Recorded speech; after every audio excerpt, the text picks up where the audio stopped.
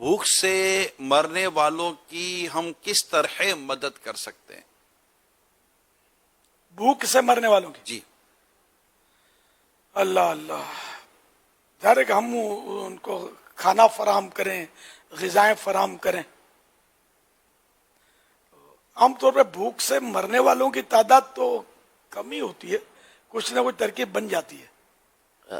غالباً اس میں یوں کہتے ہیں بھوک سے مرنے والوں سے مراد کہ بھوک کی وجہ سے جو قریب مرگ ہو چکا ہو، مرنے ہاں، کے قریب یا قریب. غربت زیادہ ہو کہ بھوک مرو، اپنے میمنی میں بولتے ہیں، گجراتی میں بولتے ہیں بھوک مرو، یعنی مطلب تنگ دستی، فقر، کہ بیچاروں کو مطلب ہے کہ وہ کھانے پہننے کی بھی تکلیف.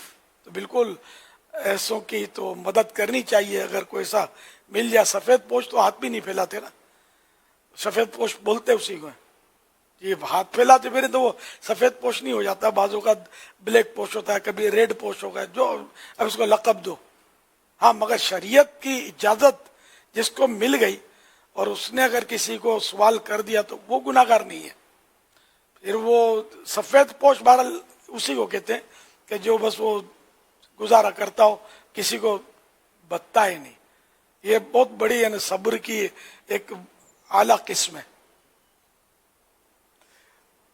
مدد کرنی چاہیے. اور رمضان میں لوگ زیادہ امداد کرتے ہیں. اب تو اپنا وہ میں بھول جاتا ہوں، F G R S, FGRF F آخر میں، FG آخر میں بھی ایف ہے، FGRF. F G R F.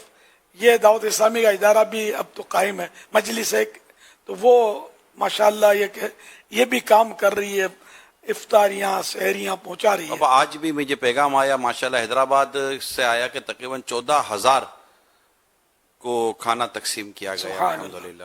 تو اس کے ذریعے بھی کھانا پہنچا جا سکتا ہے.